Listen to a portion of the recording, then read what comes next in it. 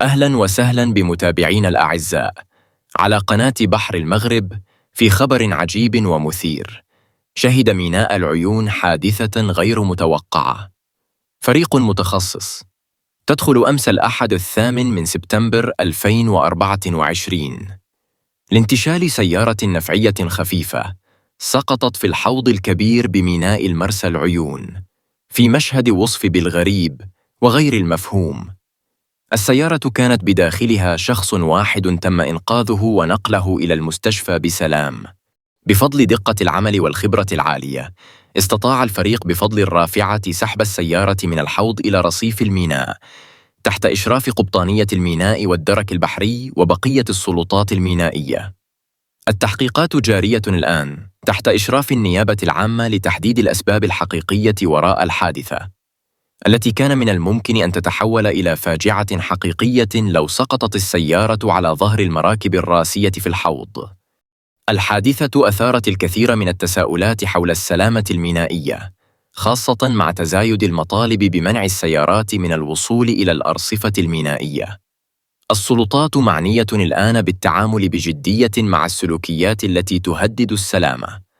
لا تفوتوا فرصة متابعة هذا التقرير الكامل، وشاركونا آراءكم حول ما يجب فعله لتفادي مثل هذه الحوادث في المستقبل. اشتركوا في قناة بحر المغرب وفعلوا جرس التنبيهات لتكونوا أول من يتابع أحدث أخبار الميناء والتطورات المثيرة. شكراً لمتابعتكم.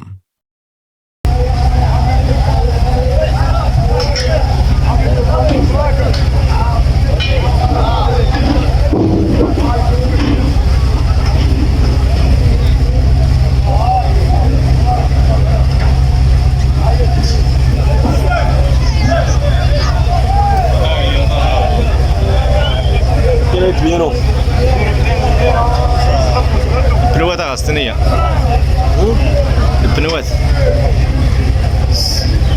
علم هذا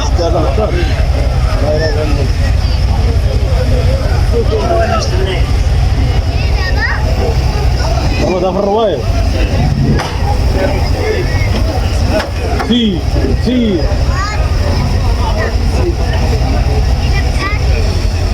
سواء غير كاتا ديال اختي على خير ان شاء الله. باش